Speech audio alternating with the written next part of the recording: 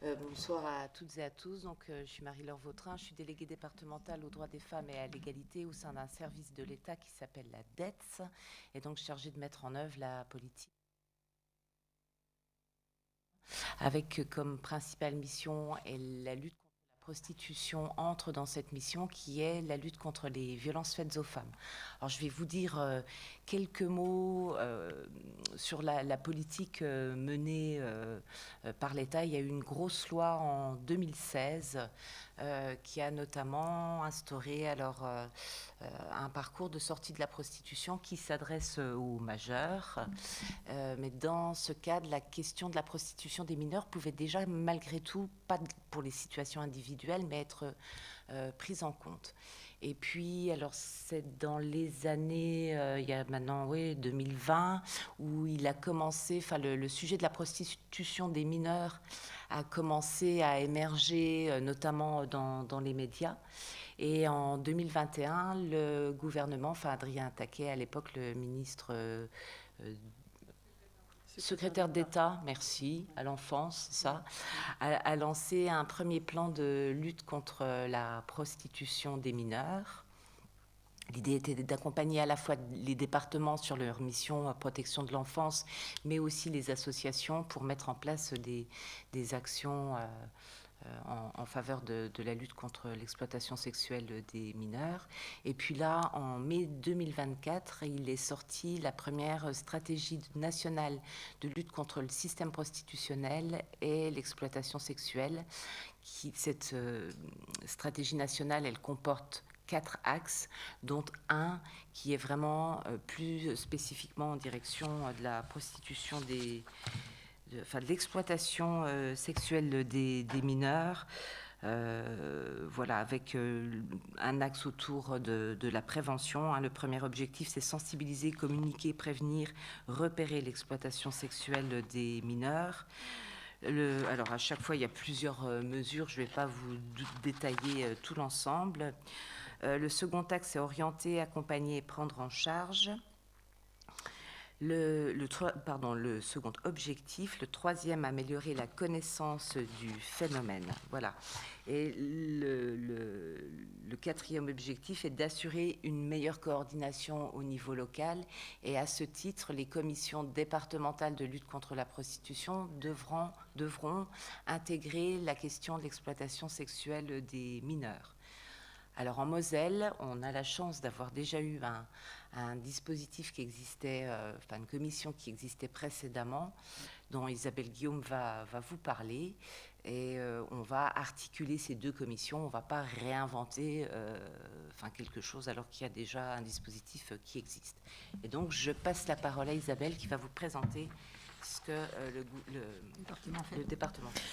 Voilà, donc je suis Isabelle Guillaume, directrice enfance-famille au département de la Moselle, donc en charge de la politique de prévention-protection de l'enfance, de la mise en œuvre de la politique de prévention-protection de l'enfance sur le département.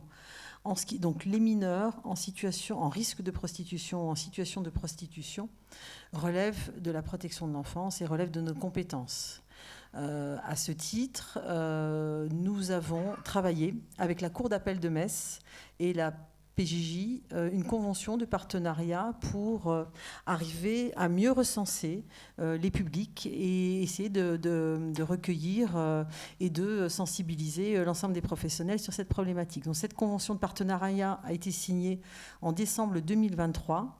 Elle vise deux objectifs. Le premier, c'est le recensement de toutes les situations de mineurs en risque de prostitution, en situation de prostitution, où se coordonnent des acteurs de la justice, des forces de l'ordre, des professionnels en charge de la protection de l'enfance, le mouvement d'UNI également présent, pour repérer un petit peu les profils des jeunes, les recenser, mieux coordonner les actions et surtout croiser les informations qui pourraient intéresser la justice et la police.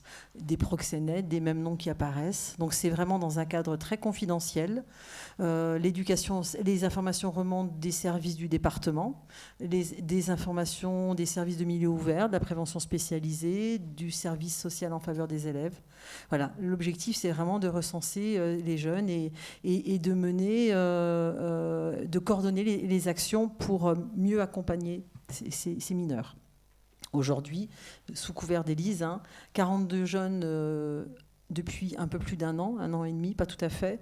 42 jeunes sont recensés, et dont 2 garçons. Le reste, ce sont des jeunes filles qui ont tous en commun d'avoir été victimes pendant leur enfance de maltraitance ou d'agression sexuelle non prises en compte par la justice. C'est-à-dire, soit c'est parti, il y a vraiment une non prise en compte de la justice, c'est-à-dire que les faits n'ont pas été condamnés, pas forcément avérés, la situation soit est remontée au niveau du parquet, insuffisamment prise en compte, ou alors des suspicions qui n'ont pas été confirmées. Mais en tout cas, ils ont tous en commun d'avoir été victimes de manière assez grave de violences ou d'agressions sexuelles. Par le biais aussi d'un partenariat que nous avons établi avec l'ONI, l'objectif aussi est de pouvoir former le maximum de professionnels pour favoriser un langage commun et des modes de compréhension de ces problématiques ensemble. Donc nous avons formé 130 professionnels grâce au mouvement d'UNI. Ça continue encore cette année. C'est des professionnels de tous les métiers, de tous milieux. Voilà. Plus on a les codes, plus on a connaissance de la problématique, plus on a un langage commun, mieux on repère. Et puis, c'est également dans notre compétence que d'accompagner les jeunes qui nous sont confiés, qu'ils soient confiés en établissement, qu'ils soient repérés et en situation d'errance. On a un dispositif qui s'appelle Mousqueton, qui est un dispositif qui permet à la fois de suivre les jeunes mineurs dans leur errance, de les accueillir lorsqu'ils sont en demande de prise en charge, de pouvoir essayer d'établir un lien avec eux pour pouvoir les accompagner et peut-être à un moment donné, avec l'ensemble des acteurs, les sortir de la situation. Mais ça, c'est un dispositif et une prise en charge sur du long cours, et je pense que vous allez sans doute en parler tout à l'heure. Voilà. Et puis, voilà, ça fait partie de nos missions. On est inquiet parce que déjà 42 situations recensées, on pense que c'est très faible par rapport à la réalité. Mais en même temps, ça nous montre les caractéristiques, les problématiques de ces jeunes, et ça nous oblige aussi à réfléchir à la manière dont on va les accompagner.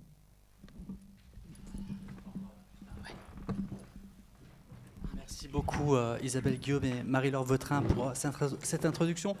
Juste mentionner et préciser que cette conférence se tient donc en rapport avec une journée d'études qui s'est déroulée toute la journée à l'IRTS et qui a été pilotée notamment par ma collègue Marjorie Dardar, que je remercie pour son investissement. Merci à toi. Est-ce que vous m'entendez là? Très bien. Déjà, merci beaucoup pour votre accueil et puis pour permettre de discuter de cette thématique éminemment importante. En tout cas, ça a été pour moi un virage significatif dans ma carrière d'enseignant-chercheur, puisque je n'étais absolument pas destiné à travailler sur cette thématique. En 2010, j'ai entamé une thèse de doctorat sur la sublimation de l'agressivité chez les athlètes de haut niveau. Et autant vous dire qu'on n'y était pas du tout sur cette thématique. Sauf que comme de nombreuses thèses en sciences humaines, celle-ci n'était pas financée. Donc j'ai dû travailler à côté, et notamment je travaillais dans un service d'AEMO, donc de l'assistance éducative en milieu ouvert. Et dans ce cadre-là,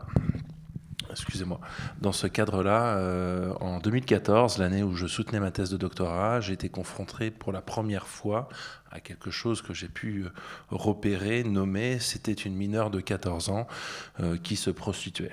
Voilà.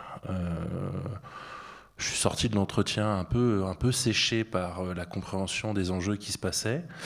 Puis j'ai été voir la chef de service et je lui ai fait elle fait 6 passes par jour, c'est quand même compliqué, elle a 14 ans, on fait quoi?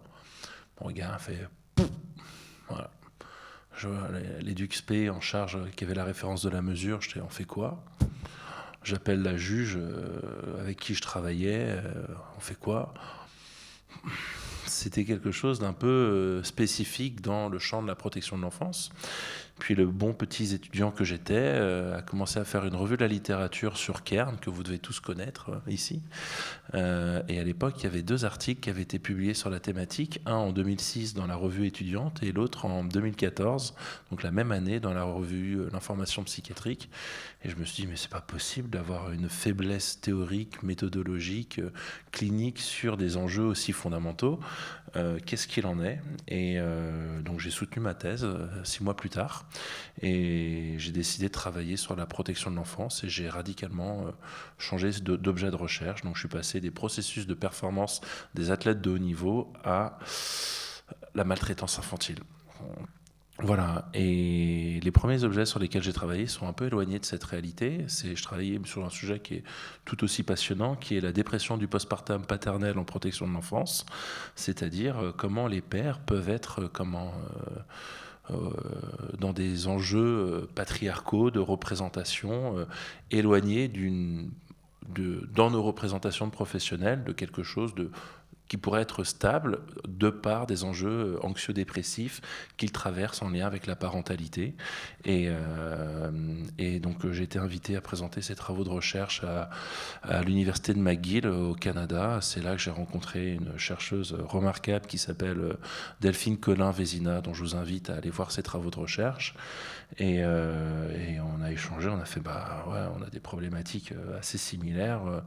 Puis là, je lui dis, moi j'ai un truc, franchement, je sais pas du tout comment aborder le sujet. C'est la prostitution des mineurs. Elle me fait, nous c'est pareil, c'est une catastrophe. Allez hop, on monte un projet de recherche. Et donc, en 2018, on a monté la première étude franco-canadienne sur la prostitution des mineurs. Et c'est en partie ce que je vais vous présenter aujourd'hui.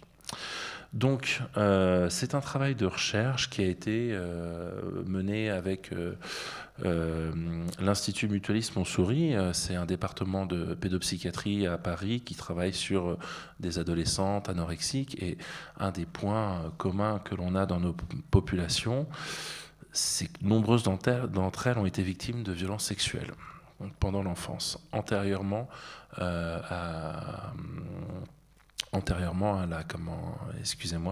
à l'hospitalisation. Et au Canada, donc on avait l'université de McGill et l'université de Sherbrooke, puisque là-bas il y a une chercheuse qui est spécialisée sur ces thématiques, qui s'appelle Nadine Longto, qui a été quelqu'un d'extrêmement moteur dans ce projet, puisqu'elle avait un éclairage, du recul. Elle avait déjà fait plusieurs analyses au Canada, et je vous invite grandement à lire ses travaux, parce que pour moi, ça fait partie des chercheuses les plus avancées sur cette thématique à travers le monde, avec une autre chercheuse qui s'appelle Jessica Laird, ça s'écrit L-A-I-R-D, mais qui est australienne, donc là, il faut lire l'anglais. Et en tant que Français, je sais que ça peut être un peu plus problématique. Voilà. Et donc, on a eu la chance d'avoir été financé par le GIP Justice, qui est un des, si je ne me trompe pas, financeurs de la recherche du ministère de la Justice, sur une étude qui consiste à travailler sur la représentation des travailleurs sociaux qui accompagnent des mineurs en situation de prostitution, avec deux questions qu'on a voulu explorer. C'est: existe-t-il des différences dans les structures sur la prise en charge des mineurs en situation de prostitution entre la France et le Canada, et quelles sont les représentations des professionnels qui accompagnent les mineurs en situation de prostitution? Donc on a fait classiquement de la revue de la littérature, on a regardé les rapports des institutions qui étaient publiées dans la littérature grise, puis on a été rencontrer aussi les institutions qui traitaient de cette thématique. Alors grosso modo, donc ça c'est la méthodologie que je viens de vous décrire, donc ça sert à rien d'accorder un peu plus d'importance, mais en termes de convention, en termes de droit, à l'échelle internationale, on a ratifié plus ou moins les mêmes conventions que le Canada, donc on n'a pas trop de différence d'un point de vue structurel et d'un point de vue juridique sur les questions relatives aux violences sexuelles et sur les questions relatives aux droits des femmes. Néanmoins, en regardant la loi de plus près, on s'est rendu compte qu'on avait une différence significative d'un point de vue de la terminologie. En France, la loi qui structure, qui permet de mettre des termes sur la prostitution des mineurs, c'est la loi du 2 mars 2002, comme vous pouvez la lire au-dessus, qui dit que tout mineur qui se livre à de la prostitution, même occasionnellement, est réputé en danger et relève de la protection du juge des enfants au titre de la procédure d'assistance éducative. Au Canada, la loi est plus récente, elle date de 2014, et traite la prostitution comme une forme d'exploitation sexuelle.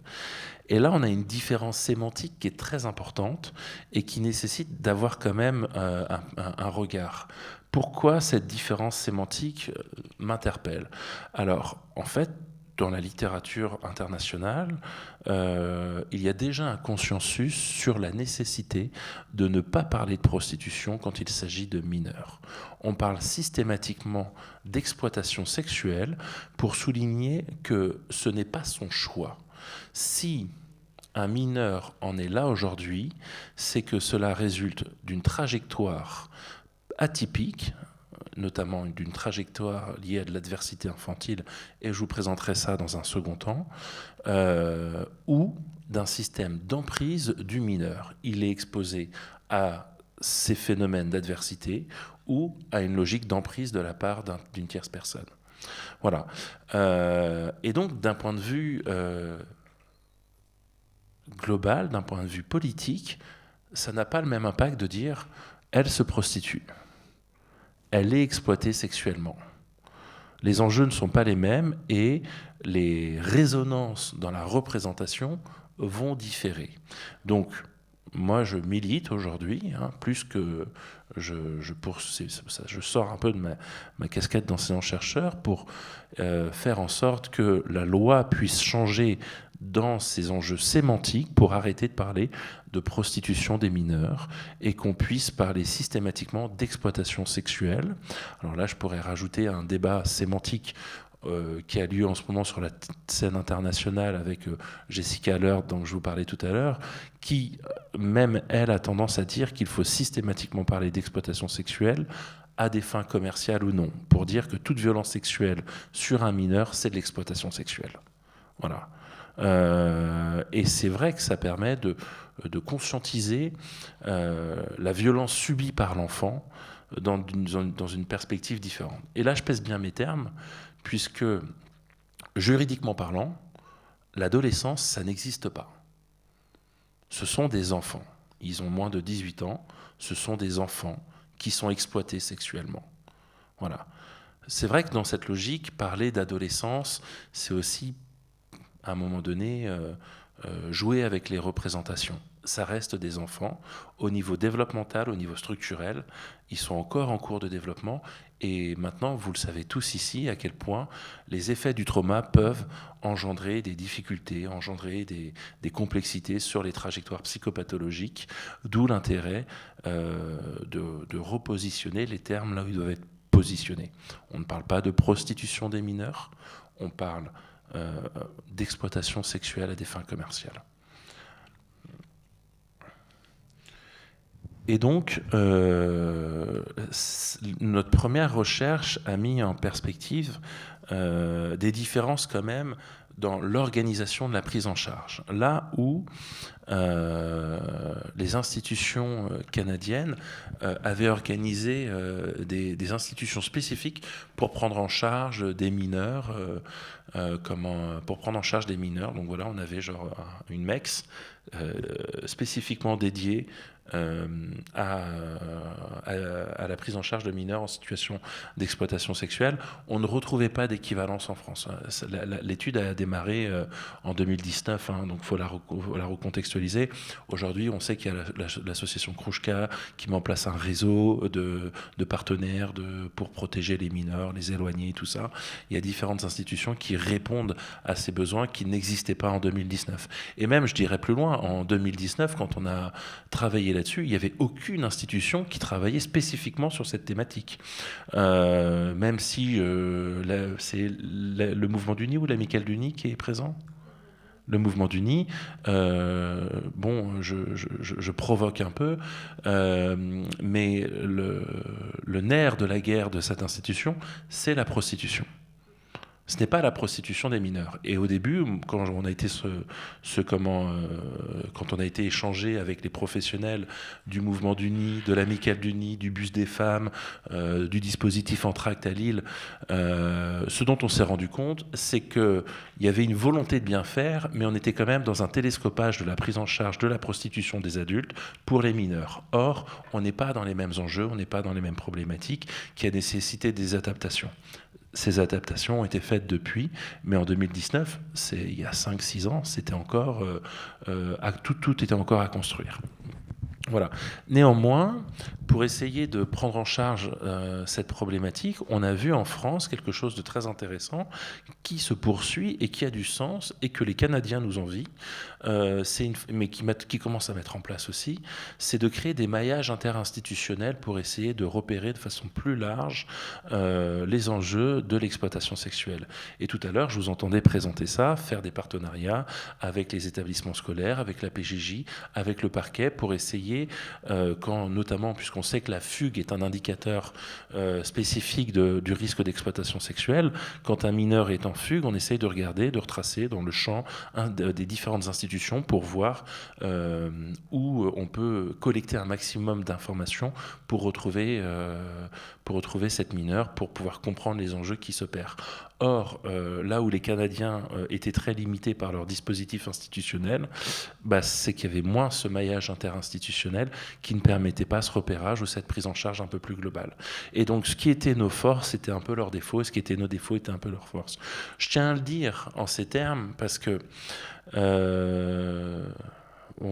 j'ai Maud Capelletti, ici présente, qui est une doctorante qui travaille avec moi sur ces thématiques, a fait une semaine de séjour au Canada il y a 15 jours, où elle a pu voir les enjeux, les considérations, et on se dit toujours, le Canada, ils ont 20 ans d'avance sur nous, si ce n'est 30, sur cette thématique. Oui, mais pas que. Il faut quand même se dire qu'on a des choses qui fonctionnent très bien et il faut aussi l'accepter. Voilà, on fonctionne bien, on a des bonnes initiatives et c'est important de le souligner, on fait quand même du bon boulot. Voilà. Donc ensuite, à la suite de ça, on a fait une étude qualitative auprès des professionnels de la protection de l'enfance à l'aide de ce qu'on appelle une étude qualitative consensuelle, c'est-à-dire que on a fait des entretiens de recherche, on a tout retranscrit, donc il y a plus de 400 pages de retranscription, et 2 chercheurs de façon indépendante ont coté les entretiens. Donc on a fait de l'analyse de contenu pour dégager des thèmes qui permettent d'expliquer la compréhension de la représentation des professionnels qui accompagnent les mineurs en situation, et je rebascule d'un point de vue sémantique, en situation de prostitution. Voilà. Je préfère parler d'exploitation sexuelle, mais si je parle d'exploitation sexuelle, ça peut être un biais de recherche. Donc on parlait de prostitution pour ne pas induire les représentations. Et même quand je questionne les jeunes sur est-ce qu'ils se prostituent ou pas, puisqu'on est en train de le faire, et je finirai de vous présenter cette recherche, je parle jamais de prostitution. Parce que ça peut être trop violent, ça peut être trop entravant.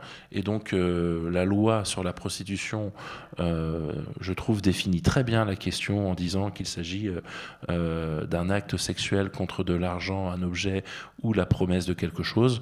On ne parle pas de prostitution, on ne parle pas d'exploitation, et ça ne permet pas trop d'entraver la représentation des personnes qui y répondent. Donc voilà, on a fait 46 entretiens de recherche auprès de 20 professionnels de l'ASE et 26 de la PJJ, puisque ce sont eux les principaux acteurs de la protection de l'enfance au contact des mineurs en situation de prostitution. Voilà. Ça, c'est grosso modo le tableau qui résume les professionnels qu'on a pu rencontrer dans le cadre de l'aide sociale à l'enfance, et ça dans le cadre de la protection judiciaire de la jeunesse, avec... C'est ça, les années d'expérience et le temps des entretiens qui ont été réalisés. De ces résultats, on a pu dégager différents grands thèmes, sur la représentation de ces professionnels. Notamment, en 1, il y a la question de la définition. En 2, le profil des mineurs victimes de ces pratiques. En 3, les parcours prostitutionnels, les conséquences de la prostitution. et les prises en charge, et bien évidemment avec les résultats de ces prises en charge et les propositions des prises en charge que l'on pourrait faire à l'avenir.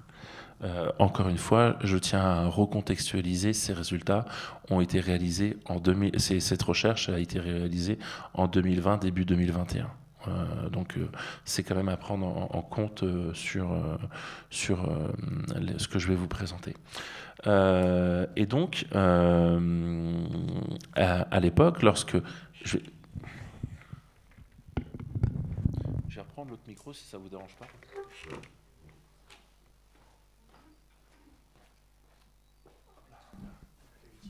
Voilà. Si ça ne vous dérange pas, je vais me mettre ici parce que comme ça, je peux regarder avec vous. Sinon, je ne vois pas grand-chose. Et donc, à l'époque, pour comprendre la logique de la codification des éléments qualitatifs, si on a, donc en bas, vous avez le code couleur pour catégorie générale, ça veut dire 46 professionnels moins 2 ont répondu avec cette thématique. Si c'est du rouge, donc catégorie typique, c'est plus de 50% des professionnels. Si c'est du jaune, c'est la catégorie variante, c'est entre 25 et 50%, et moins de 25%, on est dans du vert. Et donc, en gros, la plupart des professionnels... Hop, ça marche pas? Vous le voyez? Voilà. Ok, parfait, merci beaucoup. La plupart des professionnels se représentent que la prostitution est contre une contrepartie. Mais pas tous. Ils ne l'ont pas tous évoqué. Donc c'est important de souligner qu'est-ce qui se représente alors de ce qu'est la prostitution. Mais on a quand même pratiquement 25% d'entre eux qui pensent que c'est uniquement contre de l'argent et donc qui vont passer à côté de plusieurs différentes formes d'éléments relatifs à la prostitution. Or, on a quand même 50% d'entre eux qui parlent de toute forme de contrepartie. Et donc, ça met en élément, toutes ces questions mettent en élément quelque chose de fondamental et que vous êtes en train de réaliser, c'est la formation des professionnels pour comprendre les enjeux relatifs à la prostitution. Donc, dans la question de la prostitution, il y a la question de la contrepartie, mais bien évidemment qui intègre toute forme de contrepartie, même quelle que soit la question de l'exploitation. Ensuite, il y a la question du type de pratique. Est-ce qu'on parle uniquement des actes sexuels? Est-ce que toutes les pratiques qui mettent en scène le corps, même si ce n'est pas uniquement des actes sexuels, hein, on a vu apparaître grâce à OnlyFans toute cette dimension fétichiste qui peuvent attirer des personnes et qui entrent aussi dans le caractère sexualisé du corps sans pour autant avoir un acte sexuel comme on se le représente, c'est-à-dire une pénétration ou une fellation ou un acte masturbatoire. Et ensuite, il y a une question qui est importante, c'est celle du consentement. Alors là, c'est un point qui est fondamental. Il n'y a pas de consentement dans l'exploitation sexuelle. Ça n'existe pas. Si on parle de consentement possible, c'est une représentation, c'est une tentative de réparation face à un traumatique. Ça, c'est quelque chose de fondamental, et notamment dans l'épistémologie psychanalytique, il y a un terme qui permet de bien se représenter ça, c'est la compulsion de répétition. C'est-à-dire que la personne qui arrive à à cette situation prostitutionnelle, on l'entend beaucoup. Il y avait même des ouvrages où je me rappelle en avoir eu un qui décrivait très bien. Une femme, une adolescente qui est victime d'un viol collectif sur le RER, qui va se prostituer derrière en disant « je fais ça pour que les hommes payent ». Je veux que ça paye, je veux que ça répare. Sauf que donc là, la représentation est claire, elle est énoncée. Néanmoins, ce qu'elle dit au fur et à mesure de sa construction, et c'est ça qui est intéressant, c'est que cette pratique la détruit davantage qu'elle ne la répare dans sa représentation. Et donc au final, la compulsion de la répétition, c'est exactement ça, qu'on va répéter l'élément traumatique pour tenter d'essayer de trouver une solution, mais que cette solution va avoir plutôt une dimension traumatogène amplificatoire par rapport au traumatisme de départ. En fait, on peut considérer ça un peu comme une addiction, pas une addiction sexuelle, mais plutôt une addiction au sens... moi, j'avais un prof de psychopathologie à l'époque qui parlait que l'addiction, c'est un petit arrangement avec la mort. C'est-à-dire qu'on sait que ça a un caractère létal. On sait qu'il y a un risque de létalité dans l'addiction. Et donc, cette létalité est comparable à la destruction que peut générer la dimension addictogène. Voilà.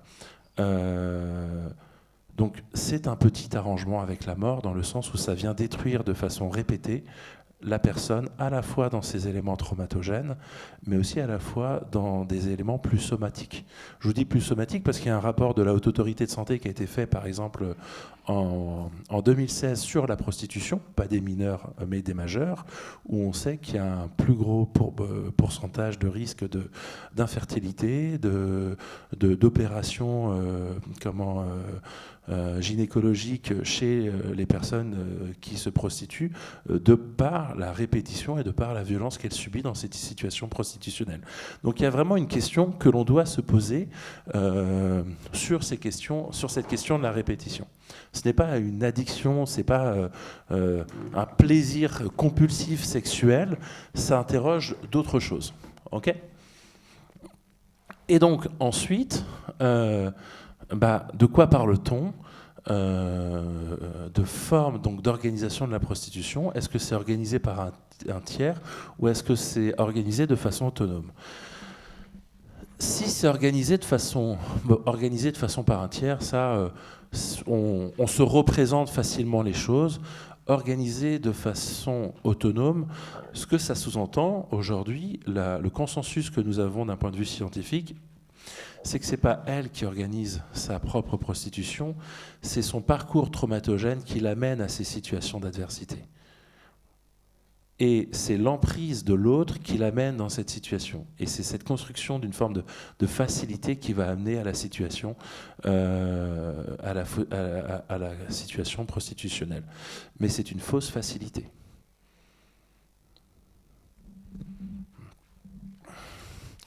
Alors, et donc par rapport à ça, on a des professionnels, donc là ça représente le discours, ces verbatims représentent le discours des professionnels comme ils ont pu être retranscrits, donc c'est bien la difficulté qu'on a avec les jeunes, à leur faire comprendre que michetonnage, comme on dit, c'est de la prostitution, c'est tout acte de nature sexuelle en échange de quelque chose, pas forcément de l'argent, mais en échange de quelque chose.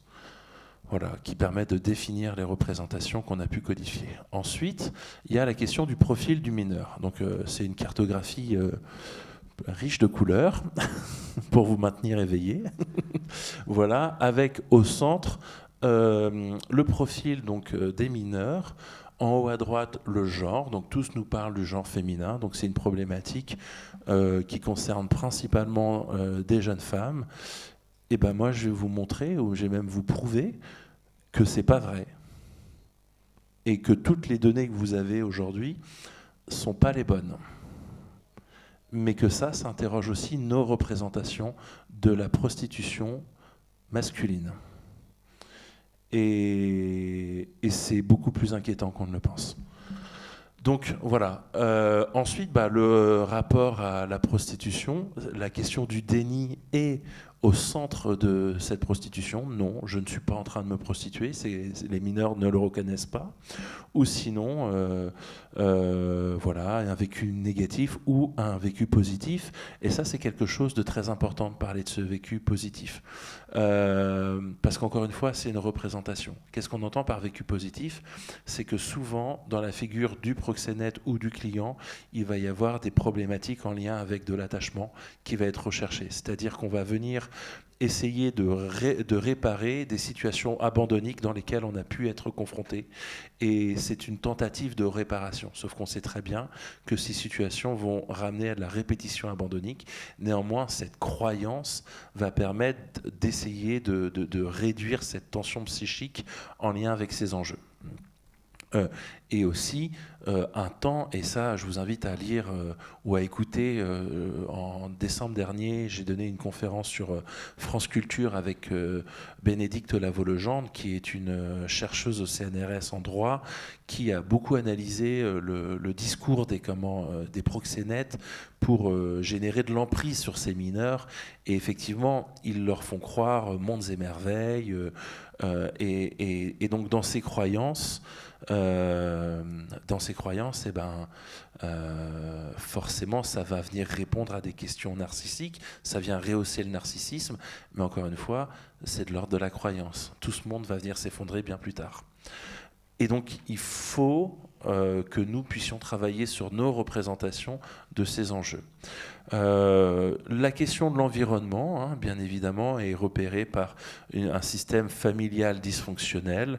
Voilà, c'est le principal point ici. Il y a des questions, bien sûr, relatives au parcours de vie. Il y a de la rupture de l'errance, le parcours migratoire. Mais encore une fois, le parcours migratoire, ça, c'est des données sur lesquelles on s'est beaucoup fixé dans les années 2010. C'est-à-dire, ah oui, c'est de l'exploitation en lien avec du trafic migratoire. Chez les Nigériennes, par exemple, il y a le riz du jojo qui permet d'enquister une forme de dimension symbolique chez la mineure qui a une dette morale à l'égard de sa famille, qui a peur de ce qui pourrait se passer là-bas. Et donc, c'est principalement des Nigériennes qu'on va trouver sur le trafic d'êtres humains de mineurs à caractère sexuel. C'est une minorité. C'est une minorité. Ça ne représente pas,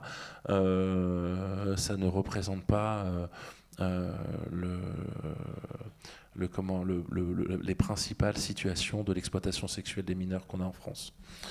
Voilà, et puis pour terminer, bien sûr, les caractéristiques intrinsèques, c'est-à-dire la souffrance, le manque d'estime de soi, les troubles du comportement, la vulnérabilité psychique, et encore une fois, une question qui est importante, c'est la consommation de toxiques. La consommation de toxiques, elle est liée au fait, et ça c'est quelque chose de fondamental, vous avez dû tous en entendre parler, c'est la question de la dissociation psychique.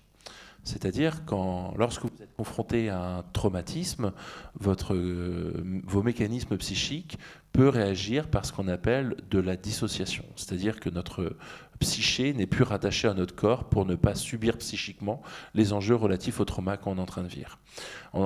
Néanmoins, quand la confrontation au trauma est trop fréquente et trop violente, la dissociation psychique ne peut plus suffire, et donc la consommation de substances permet de prendre le relais chimiquement sur ce besoin de dissociation. Et c'est pour ça que vous allez avoir des jeunes qui vont vous dire qu'elles ont des très grandes consommations, à la fois pour oublier ces éléments traumatiques, mais aussi pour se dissocier de façon antérieure des éléments traumatogènes qu'ils vont rencontrer, et donc un petit peu de façon analogue au chemsex, auquel on entend parler, génial, on va faire une super soirée, on va se bourrer la gueule, prendre plein de drogues, sauf que dans ces soirées-là, il y a une probabilité très importante qu'une personne soit là dans une logique d'exploitation, qui a surconsommé des drogues pour ne pas savoir ce qui va se passer sur son corps pendant cette soirée et se retrouver en 24 heures ou 48 heures plus tard avec une somme d'argent. C'est de l'exploitation sexuelle. Mais la situation fait que dans ce cadre-là, la personne ne se rappellera pas avec la consommation de substances. Ce genre de situation, je l'ai entendu dans plusieurs de mes patients, masculins et féminins, dans des situations d'exploitation sexuelle chez des mineurs.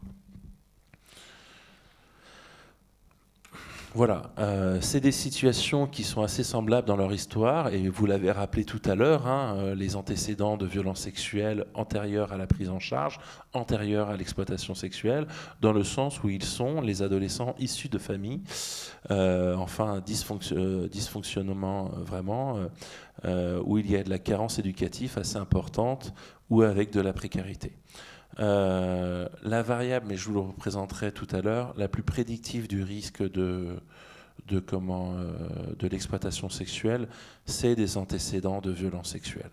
Voilà. C'est un indicateur plus fiable que la précarité, que d'autres formes de maltraitance. Sur les parcours prostitutionnels, donc toujours là on est sur la représentation des travailleurs sociaux, hein, à partir des 46 entretiens que j'ai réalisés et que je vous ai mentionnés tout à l'heure. Les facteurs d'entrée dans la prostitution, c'est le fait de gagner de l'argent, recherche d'une figure d'attachement, tentative d'élaboration d'une expérience traumatique ou manipulation par un tiers. Alors, il y avait quelqu'un, je ne sais pas si vous en avez entendu parler, mais qui a quitté son poste. C'était quelqu'un qui s'appelait Arthur Melon, qui était le secrétaire général de l'ACPE, Agir contre la prostitution des enfants, qui disait il ne faut pas parler d'argent facile, mais d'argent rapide. Encore faut-il se représenter la réalité de ce qu'elles perçoivent ou de ce qu'ils perçoivent à la fin, qui est une infime part des enjeux financiers relatifs à la prostitution. Donc la question de gagner de l'argent est une question qui est quand même à interroger, d'autant plus que ça va générer et ça va engendrer énormément de troubles sur le champ somatique et sur le champ psychique qui vont nécessiter des consultations médicales, mais ça on n'en parle jamais. Mais pourtant, c'est une réalité des conséquences de la prostitution. Voilà. Néanmoins, le fait de gagner de l'argent, donc le changement de train de vie, c'est quand même un indicateur assez significatif pour se représenter un risque d'entrée chez une mineure. Et là, je rajoute, mais parce que c'est important de déconstruire nos représentations, aussi chez un mineur. Tous les mineurs qui gagnent de l'argent ne dealent pas. Sauf qu'aujourd'hui, nos représentations, alors ça je fais appel à des dimensions plus de l'ordre de la sociologie et de l'anthropologie, hein, nos représentations patriarcales font que,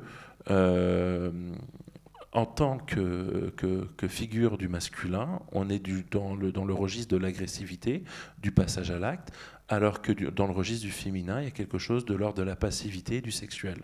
Ce sont des représentations de genre qui viennent assigner des trajectoires, et donc forcément, un garçon qui gagne de l'argent et qui vient de l'ASE, il est dans du trafic, il n'est pas dans l'exploitation sexuelle.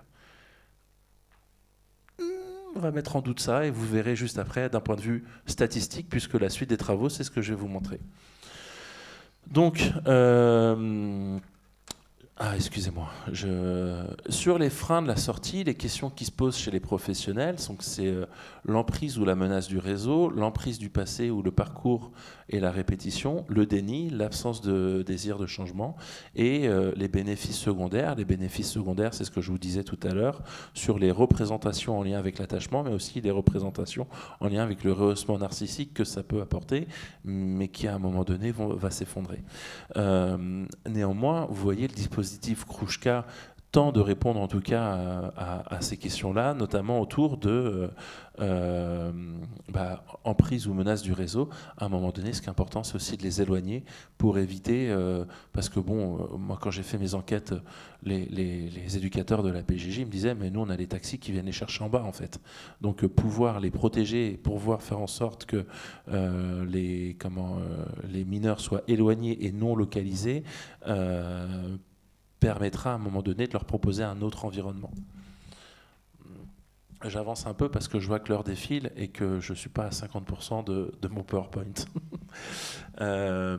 Donc, sur les conséquences de la prostitution, des conséquences psychologiques, hein, j'en parlerai un peu plus en détail juste après, sociales et somatopsychiques, et chez les professionnels qui, dans une moindre mesure, parlent positif puisqu'ils arrivent quand même à en sortir de ces trajectoires prostitutionnelles, il faut le souligner.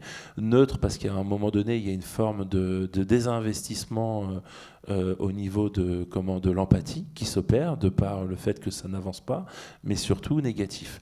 Et là, je tiens quand même à souligner qu'il y a des enjeux de l'ordre de notre santé mentale qu'il faut qu'on interroge, qui est ce qu'on appelle le trauma vicarien et le stress traumatique secondaire. Alors actuellement, j'ai une autre doctorante qui n'est pas ici, qui travaille sur ce qu'on appelle le stress traumatique secondaire des forces de police exposées à des violences sexuelles sur mineurs, parce qu'au final, quand on est confronté à des histoires de violences sexuelles sur mineurs à longueur de temps, à des histoires de trauma, ça peut avoir des conséquences sur nos représentations, ça peut avoir des conséquences sur nous, et c'est important qu'on puisse élaborer ces questions pour mettre en perspective l'impact que ça peut avoir sur notre subjectivité et sur notre bien-être.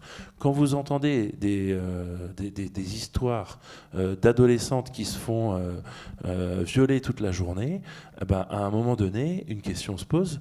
Quand vous rentrez chez vous et que vous êtes confronté à vos propres adolescents, comment ça va ? Voilà. Et donc, je suis un fervent défenseur du fait que vous devez, même si vous ne trouvez pas le temps, aller en analyse de la pratique, s'il vous plaît. Voilà, c'est important. C'est des temps d'élaboration, c'est des temps de mise à distance. Vous êtes payé pour le faire, donc utilisez-le. Non ? Ah, bah désolé. Non, alors essayez de le trouver, mais en tout cas, c'est des temps qui sont fondamentaux pour vous permettre de prendre de la distance par rapport aux situations complexes et puis pour votre bien-être, tout simplement. C'est important en tant que professionnel de se préserver soi-même. Et sur les questions donc de la prise en charge, les enjeux qui sont relatifs, c'est les dimensions interpersonnelles, les dimensions institutionnelles et collaboratives et la dimension légale. Vous avez souligné tout à l'heure toute la complexité d'accompagner des mineurs qui n'ont pas été reconnus sur le plan légal des maltraitances qu'elles ont subies, et c'est un vrai problème. Comment, là je rejoins, même si je ne suis pas partisan du juge Durand sur l'ensemble des choses qu'il a pu dire, en tout cas s'il y a bien une chose qui est fondamentale, comment peut-on dire, nous en tant qu'éducateurs, psychologues ou psychiatres ou juges ou peu importe qui vous êtes dans cette sphère de la protection de l'enfance, comment peut-on dire à un enfant « je peux te croire, je te crois sur ce qui s'est passé, je vais t'accompagner à prendre ça en charge pour essayer que tu t'en sortes », mais par contre l'injustice elle n'en a rien à faire. C'est d'une violence terrible pour la reconnaissance, pour le processus de résilience de la victime. Et c'est vrai qu'avec l'Institut Mutualisme Montsouris, sur les 100 dossiers où on avait repéré des antécédents de violences sexuelles avec des démarches qui ont été enclenchées, seulement 7% d'entre elles ont abouti à une condamnation. Et sur les autres n'ont pas abouti tout simplement. Donc il y a une réelle problématique de la reconnaissance, de la judiciarisation des violences sexuelles et de la condamnation des auteurs sur ces situations-là. Les enjeux interpersonnels, ça c'est quelque chose de fondamental, c'est-à-dire que pour pouvoir accompagner ces mineurs, il faut du temps. Voilà, il faut du temps éducatif, il faut une déposition empathique, il faut les accompagner au quotidien, et c'est la seule chose qui permettra de créer un lien intersubjectif pour pouvoir les accompagner. Et c'est vrai que ce que semblent mentionner les professionnels, c'est que les succès des prises en charge sont liés notamment au temps suffisant et à la mise en place de la relation de confiance, aux ruptures avec l'environnement, et grâce à l'insertion et au suivi médical, juridique, administratif du mineur. Ce qui est contre-productif, et d'ailleurs ce qui est un frein à la sortie de la prostitution, même chez les majeurs, c'est lorsque les adolescents qu'on accompagne sentent le poids de nos représentations sur la prostitution. C'est-à-dire qu'à partir du moment où vous laissez supposer que, franchement, c'est pas bien ce que tu as fait, voilà, je le dis un peu vulgairement, s'ils ressentent ça, c'est un empêchement à la prise en charge. Voilà, c'est un empêchement à la prise en charge, d'où l'importance de se dégager de ces représentations. Et puis même, en fait, la loi européenne stipule, et ça, il faut le souligner, que toute personne prise dans des logiques criminelles de par l'influence du réseau, c'est-à-dire si donc tu vas aller vendre du shit, sinon je tue ta famille, tu n'es pas responsable forcément des actes que tu commets. Donc si tu te prostitues, parce que j'ai une pression environnementale ou une pression de ma trajectoire de vie, la personne n'est pas responsable des actes qu'elle commet. Donc il ne faut pas lui reporter cette responsabilité dans l'accompagnement éducatif, ou du moins dans nos représentations de ces accompagnements. Il y a de façon systématique des traumas antérieurs, des situations d'adversité significatives, et d'ailleurs les réseaux le savent, puisqu'aujourd'hui, Hélène David, donc la semaine dernière j'étais au ministère, ou c'était il y a 15 jours, j'étais au ministère de la Santé, on parlait avec Sarah El Haïry, la haut-commissaire en charge de l'enfance, qui a été nommée récemment, sur la question de l'exploitation sexuelle des mineurs, et en gros le nouveau type de recrutement, c'est de provoquer des viols collectifs sur des mineurs pour les traumatiser et pour générer de l'emprise sur ces mineurs. C'est des génies de la perversion. C'est terrible à dire, mais c'est une réalité. Voilà. Le trauma est instauré, et ben c'est beaucoup plus facilement manipulable derrière. C'est horrible de dire ça, mais c'est une réalité. Et cette réalité, si vous hochez de la tête, c'est que je pense que vous avez été confronté à ces situations. Donc, je bascule, j'essaye d'aller un peu plus vite parce que combien de temps il me reste ? 15-20 minutes. Ouais. Donc, en 2020, avec le conseil départemental de l'Essonne, j'ai mené ce qu'on appelle une étude populationnelle. Grosso modo, c'est qu'on a fait une étude qualitative des trajectoires de vie des jeunes de l'ASE. J'ai créé un outil que j'ai créé un outil que les éducateurs spécialisés en charge des mesures remplissent pour savoir pourquoi ces enfants ont été placés, qu'est-ce qui a conduit au placement, c'est quoi la famille, c'est quoi la fratrie, quel est le fonctionnement de l'enfant, est-ce qu'il a des troubles anxieux, dépressifs et compagnie. Et dedans, on a aussi la question de l'organisation prostitutionnelle qui est un petit peu déguisée, mais qui, moi, derrière, dans mes analyses de variables, permet de repérer si un mineur est en situation de prostitution au sein de l'aide sociale à l'enfance.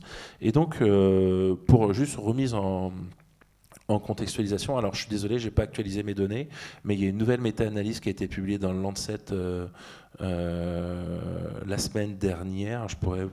J'ai commencé à écrire un article dessus, mais je ne l'ai pas fini, et là je ne l'ai pas en tête, sur la prévalence des violences sexuelles sur les mineurs, et je crois qu'on est dans les alentours de 17%. Dans cette réactualisation des données. Là, je vois, j'ai 12,7, c'est la méta-analyse de Stroutenborg qui a été publiée en 2015, mais il y en a une qui a vraiment été publiée il y a 15 jours dans le Lancet. C'est, en termes de sérieux méthodologique, c'est ce qu'il y a de plus important. En France, donc, quand j'ai fait cette étude, on était plutôt à 306 000 mineurs au sein de la protection de l'enfance. Aujourd'hui, ça avoisine autour de 400 000, avec un flou de 30 000 mineurs. C'est-à-dire que il y a 30 000 mineurs en France qu'on est incapable d'identifier s'ils sont au sein de l'ASE ou pas. Donc c'est à plus ou moins 30 000 mineurs. Voilà. Faut le savoir, c'est une réalité. Il y a 30 000 mineurs, on ne sait pas si... Voilà, on ne peut pas identifier la totalité des mineurs. Ça fait beaucoup, hein, quand même, 30 000. Mais c'est une réalité donc, qu'il faut conscientiser. Malheureusement, la France a très peu d'études en épidémiologie de la maltraitance. Et c'est dans cette perspective que j'avais mis en place le projet de recherche avec le conseil départemental de l'Essonne. Hop, j'avance. Donc c'est une étude qui est basée sur l'étude canadienne d'incidence, qui est faite sur les signalements, pas sur les enfants placés, qu'on a adapté à la France et qu'on a adapté aussi à la question de la protection de l'enfance. Et donc dans cette étude, on a récolté 1557 dossiers au sein de l'ASE. On a exclu 242 dossiers parce qu'ils n'étaient pas suffisamment complétés pour pouvoir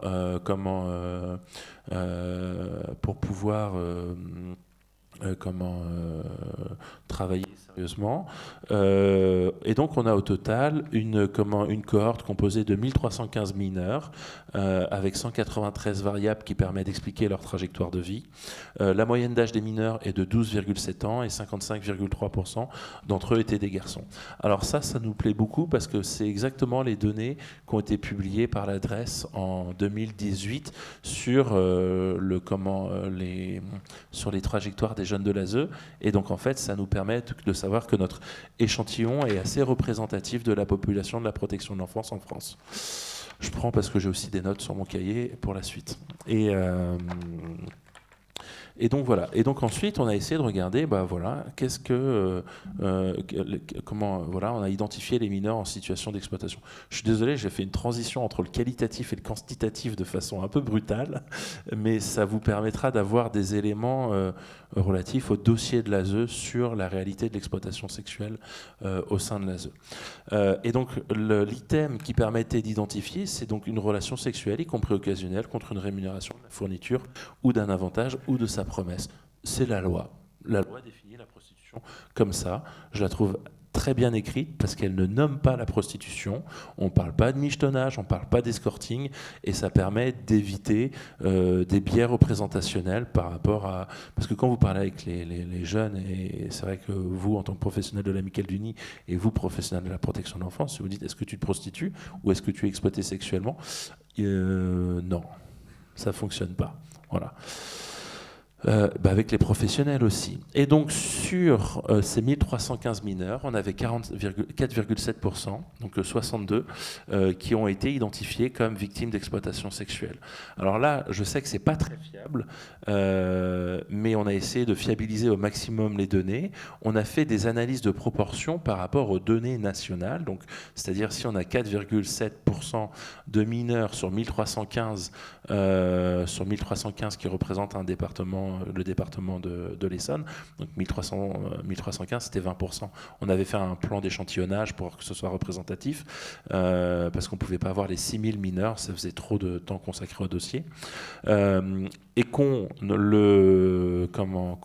fait un plan, donc qu'on fait des analyses de proportion à l'échelle nationale, on aurait approximativement 15 000 mineurs au sein de l'ASE qui sera en situation d'exploitation sexuelle, à plus ou moins 12 500, 17 500. Voilà. Mais ça, c'est par rapport aux données de 2020. L'étude a été menée en 2020 par rapport à une base de 306 000 mineurs et pas de 400 000 comme on a aujourd'hui. Donc, ça, c'est des tableaux statistiques qui sont un peu imbuvables, j'en suis désolé. Je vais essayer de vous les expliquer pour que ce soit un peu plus clair, et ensuite je passerai pour la suite. En gros, la moyenne d'âge, mais ça c'est une valeur médian, mais la moyenne d'âge médian, c'est-à-dire qu'on en a autant qui sont en dessous qu'au-dessus, donc c'est pas une moyenne. Mais donc si je prends la moyenne, elle est à 14 ans des mineurs en situation d'exploitation sexuelle, et elle est à 12,7 ans pour les autres mineurs de l'ASE. En fait, ça c'est vraiment des statistiques. En gros, je ne sais pas si vous vous rappelez vos cours, si ça suit une courbe de Gauss, on peut faire ce qu'on appelle des statistiques paramétriques. Si ça ne suit pas une courbe de Gauss, et donc on doit faire des statistiques non paramétriques pour fiabiliser les données, et donc on compare des ranges, on ne compare pas des moyennes. C'est important pour fiabiliser les analyses qu'on fait. Voilà, mais c'est vrai que sur certains points, c'est un peu moins clair. Je le comprends et j'en suis désolé. Par contre, ce qu'on voit, c'est, et ça je tiens vraiment à le dire, c'est qu'il y a une différence significative dans l'âge des mineurs en situation d'exploitation sexuelle qui sont plus âgés. Mais ce qui m'intéresse beaucoup, c'est cette variable-là. C'est-à-dire que ce sont en moyenne des mineurs qui sont placés plus tardivement.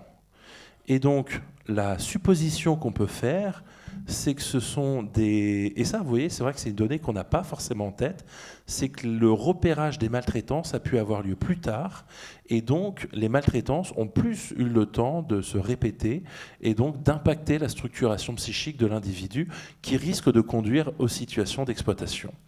Bon, il n'y a pas de différence sur le type, donc le statut de l'enfant, c'est-à-dire s'il y a l'autorité parentale, si c'est un contrat jeune majeur, délégation d'autorité, tout ça c'est du pareil au même. Voilà. Et par contre, ce qui est intéressant, c'est l'éducation, où là par contre on voit bien que c'est des jeunes qui sont principalement déscolarisés. Voilà. Sur les questions de négligence, donc c'est des calculs d'odd ratio. Je vais vous expliquer ce que c'est en termes statistiques, qui ont été ajustés par rapport aux variables relatives à l'âge, le genre, l'âge du placement. Et donc en fait, on voit bien que c'est pas bon partout. C'est-à-dire que c'est des enfants qui ont été 2 fois plus négligés, 11 fois plus exposés à des violences sexuelles, 3 fois plus exposés à des violences psychologiques, 3,4 fois plus à des violences physiques et 2,3 fois plus à de l'exposition intrafamiliale. Et quand on fait des calculs de moyenne de cumul, c'est des enfants qui ont été exposés 2 fois plus à différentes formes de maltraitance que les autres enfants placés au sein de l'ASE. Donc on sait déjà que les enfants de l'ASE, c'est les enfants qui ont le plus subi en France, et au sein de l'ASE, ceux qui ont le plus subi, c'est ceux qui sont en situation d'exploitation sexuelle. Ça souligne l'hyper-vulnérabilité dans laquelle ils sont. Sur le champ de la santé mentale, c'est pas bien mieux, puisque on peut voir que ce sont des jeunes qui ont 1,7 fois plus de dépression, donc pratiquement 2 fois, 2,3 fois plus d'anxiété. Et moi, ce qui m'intéresse aussi, d'un point de vue de la santé publique, c'est qu'on est à 3,7 fois plus d'idéation suicidaire. Donc, ce sont des enfants qui sont surexposés à un risque de suicidabilité. Ça, je me réfère aux travaux de Guillaume Bronsart, qui est professeur de pédopsychiatrie à Brest, qui nous dit que, en général, les jeunes de l'ASE ont moins d'idées suicidaires qu'en population générale.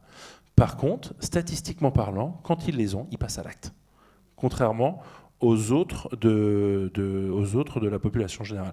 Qu'est-ce que ça nous dit ? Ça nous dit que les mineurs de l'ASE, de par les situations d'adversité, l'adversité vient générer des complexités sur les capacités, sur les processus de mentalisation. Donc ils secondarisent moins leurs pensées et donc ils agissent plus. Ils ont une idée, ils passent à l'acte. Voilà. Donc c'est des mineurs qui sont extrêmement en danger sur des risques suicidaires. Voilà. Pareil, plus de troubles de l'attachement, plus de TDAH. Alors le TDAH, c'est intéressant parce qu'on sait que c'est un trouble neurodéveloppemental aujourd'hui, mais néanmoins, il y a des études internationales, et là, je trouve que c'est très explicatif. Je ne sais pas si vous avez entendu parler, mais depuis 2018, la CIM-11, donc vous savez, en termes de diagnostic, on a le DSM et on a la CIM. La CIM-11 a rajouté quelque chose que le DSM ne reconnaît pas, c'est le trauma complexe. C'est-à-dire que vous allez avoir des éléments qui ressemblent à du trauma, mais qui ne sont pas du trauma, et qui sont liés à des situations d'adversité répétées pendant votre enfance. Et un des mécanismes de défense pour répondre à cette situation de trauma complexe, c'est d'avoir des troubles du comportement. Voilà. Et donc, dans certaines situations, les troubles du comportement ne sont pas... En fait, ce n'est pas un diagnostic de TDAH, c'est un TDAH réactionnel par rapport aux situations d'adversité auxquelles ils ont été confrontés. Et donc, la nuance est importante, mais permet de comprendre aussi certains mécanismes qu'on peut avoir chez les enfants au sein de l'aide sociale à l'enfance. Et puis, ça, je ne vous l'apprends pas, mais en gros, les consommations de substances, c'est des jeunes qui consomment 10 fois plus que les autres jeunes de l'ASE. Voilà, et c'est quand même important de le souligner. Voilà. Une des données que je n'ai pas présentées là-dedans, mais que vous... Ah oui, alors ça je vous présente, c'est un modèle méthodologique de médiation. On sait aujourd'hui qu'en santé publique, les violences sexuelles, c'est ce qui génère le plus d'idées suicidaires. C'est-à-dire qu'il y a une méta-analyse qui a été publiée. Une méta-analyse, c'est ce qu'on appelle une revue de la littérature, mais d'un point de vue statistique, qui a été publiée dans un journal qui s'appelle Medicine Psychological Medicine, et qui présente que le risque d'idées suicidaires est significativement associé à des antécédents de violences sexuelles. Donc nous, on a regardé, est-ce que les jeunes, quand on fait la relation violence sexuelle, idéation suicidaire, mais qu'on a un parcours d'exploitation sexuelle qui vient s'interférer entre les deux, est-ce que ça augmente le risque d'idées suicidaires ? Et oui, ça l'augmente de 15%. Donc, encore une fois, c'est une préoccupation de s'occuper de ces jeunes parce que ça augmente le risque aussi par rapport à des situations qui sont déjà à risque. Voilà. Et donc les conclusions... par contre, ça n'agit pas sur le cumul. Je ne vous présente pas ça parce qu'on n'a plus le temps. Et j'aimerais bien vous présenter la suite puisqu'il me reste encore une étude. J'en ai fait 2. Voilà. Ce que je ne vous ai pas présenté là, c'est que donc, notre étude met en évidence, cette étude, une proportion plus importante de garçons exploités sexuellement. Dans l'étude, on est à 27% de garçons qui sont exploités sexuellement, alors que les représentations ou les données qu'on a, c'est 5%. Voilà. Entre 5 et 10% pour les plus optimistes. Là, on est à 27%. Et ça se rapproche un peu plus des données internationales. Et vous allez voir la suite, on est encore au-dessus. Voilà, mineurs exploités sexuellement sont significativement plus exposés à de la détresse psychologique, à différentes formes de violence. Et enfin, bien que la médiation soit partielle, c'est le graphique que je vous ai montré tout à l'heure en forme de triangle, les violences, l'exploitation sexuelle joue un rôle médiateur significatif dans l'effet de la violence sexuelle sur les idéations suicidaires. Pour terminer, alors ça c'est vraiment en cours, donc la collecte des données n'est pas terminée, mais vu que je pourrais d'ailleurs laisser la parole à Maud, puisqu'elle a été présentée ça au Canada, mais je ne vais pas lui imposer ça maintenant. On a fait une étude, alors c'est en résonance avec une autre étude.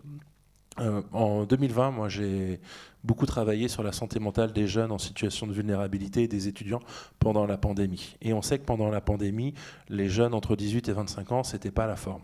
On est d'accord ? Et donc là, j'ai mis en place une étude sur la santé mentale des jeunes en mission locale.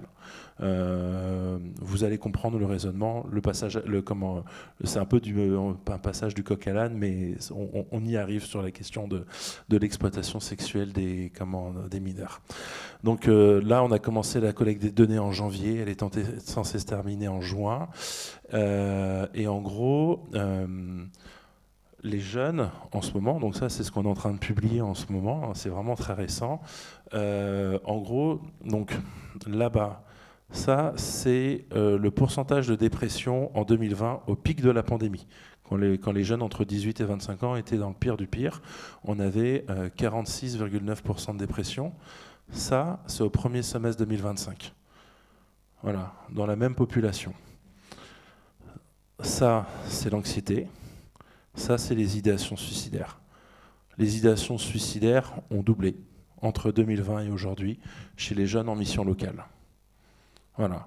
Donc, on est un peu inquiet, pour être transparent. Et on a fait un modèle de réseau qui est un peu compliqué à lire, et d'ailleurs qui est le même, et je ne comprends pas parce que sur mon PowerPoint, ce n'est pas le même. C'est la deuxième fois que ça me fait ça. Bon, je suis désolé, mais en gros, parce que là, le graphique est 2 fois le même, et ça, c'est pas censé faire ça.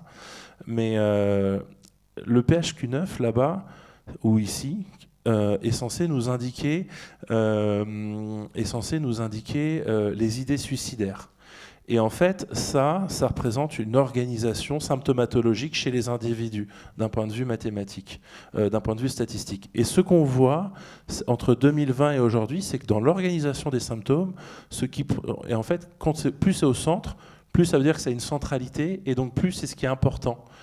Et donc on voit que les idéations suicidaires se centralisent énormément en 2025, c'est-à-dire qu'elles prennent une place prépondérante dans l'organisation psychique des individus.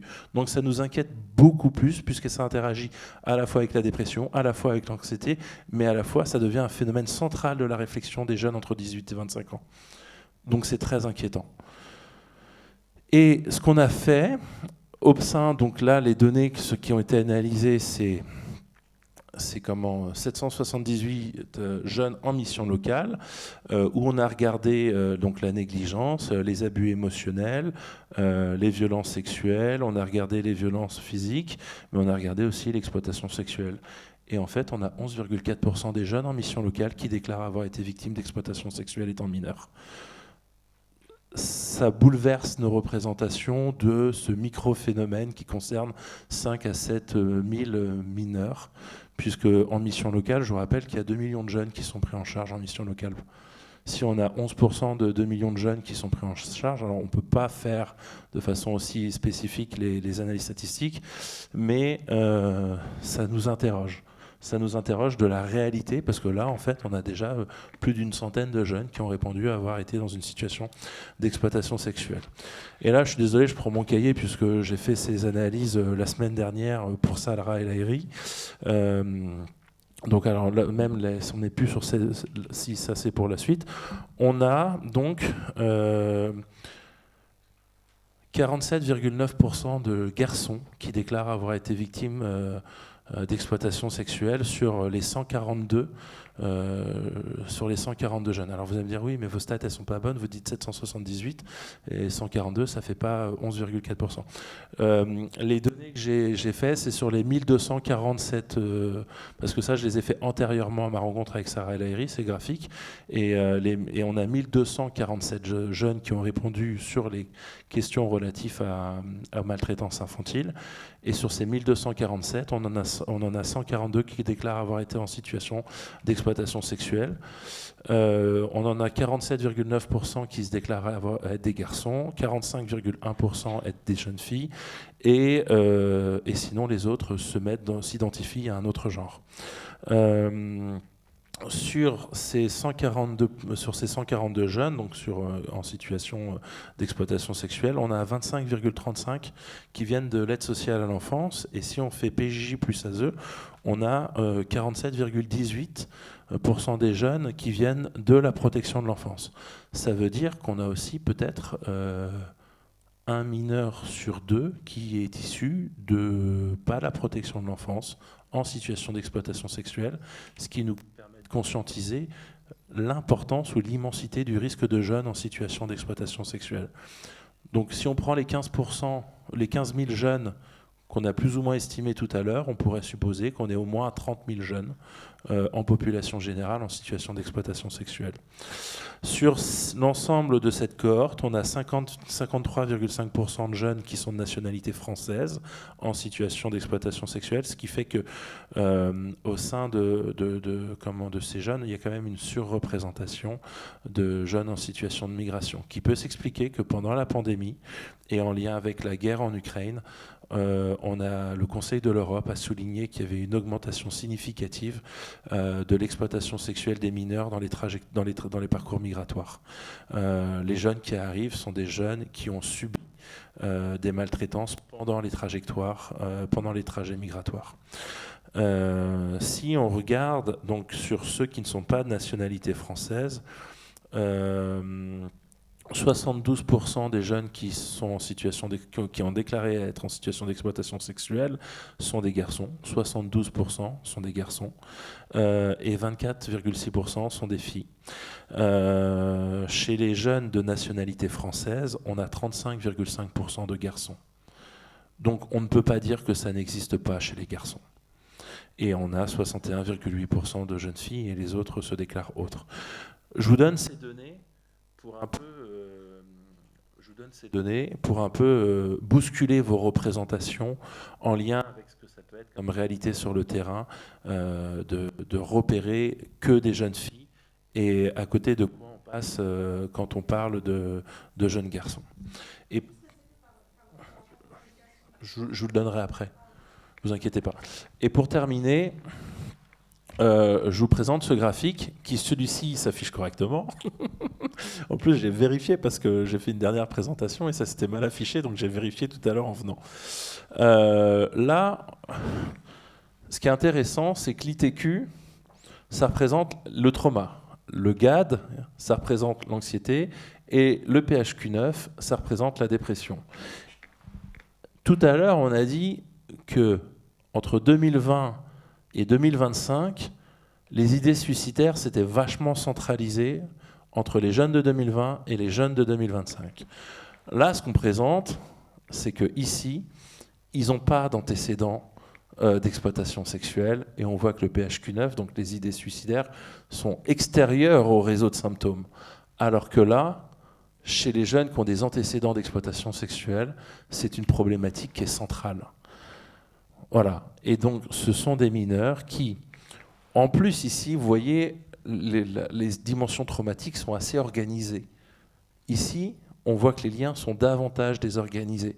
Donc, on a une structure traumatogène qui est plus désorganisée, qui empêche plus toute forme de réparation, avec aussi une idéation suicidaire beaucoup plus centrale et beaucoup plus problématique.